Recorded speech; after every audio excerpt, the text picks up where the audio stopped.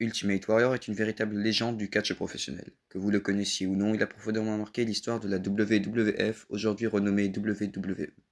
Grâce à ses rivalités mémorables avec Rick Rude, Hulk Hogan, Randy Savage ou encore Undertaker, il est devenu l'une des figures les plus emblématiques de son époque.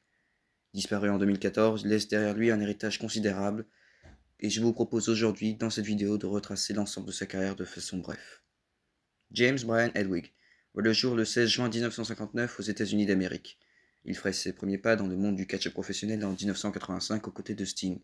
Ensemble, ils forment une équipe nommée The Blade Runners. Leur association prend toutefois fin dès l'année suivante par manque de cohésion. Par la suite, James Hedwig adopte le personnage de Dingo Warrior, sous lequel il se forge une première réputation. En 1987, il reçoit la World Wrestling Federation, WWF, actuelle WWE, et incarne désormais celui qui deviendra l'une des plus grandes icônes de l'histoire de cette discipline, Ultimate Warrior. Après plusieurs apparitions destinées à asseoir sa notoriété, il obtient une opportunité pour le championnat intercontinental face à Honky Tonk Man lors de la SummerSlam de 1988. En seulement 31 secondes, il s'empare du titre, réalisant l'une des victoires les plus marquantes de l'histoire de la fédération.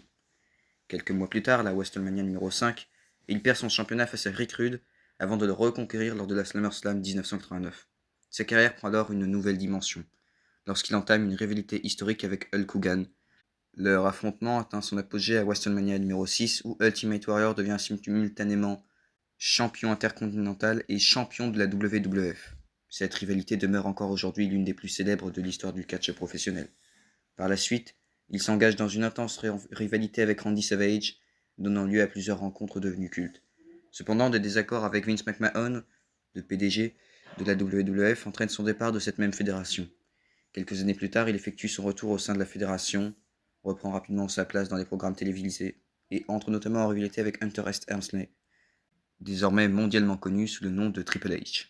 Malgré ce retour remarqué, son second passage s'achève lui aussi prématurément. En 1998, Ultimate Warrior rejoint la WCW, où il retrouve Hollywood Hogan. Leur affrontement est largement considéré comme l'un des plus décevants de l'histoire du catch. Peu après, il quitte définitivement la compagnie. Au cours des années suivantes, il se fait plus discret et ne dispute que quelques apparitions occasionnelles. Son ultime combat aura lieu d'ailleurs en 2008. En 2014, il est intronisé au WWE Hall of Fame, consacrant ainsi l'ensemble de sa carrière dans ce moment. Il effectue ensuite deux apparitions particulièrement marquantes à Monday Night Raw, et malheureusement, le 8 avril 2014, soit quelques jours seulement après son retour sur le devant de la scène, il s'éteint à l'âge de 54 ans des suites d'une crise cardiaque. Par son charisme exceptionnel, son intensité incomparable et son énergie débordante, fait par son personnage, Ultimate Warrior demeure une des personnalités les plus emblématiques de l'histoire de la WWE. Son héritage continue d'inspirer les générations de catcheurs et de passionnés qui lui ont succédé. J'espère que vous avez apprécié cette vidéo. Mettez un petit like, commentez si vous aimez, abonnez-vous et bref. Au revoir.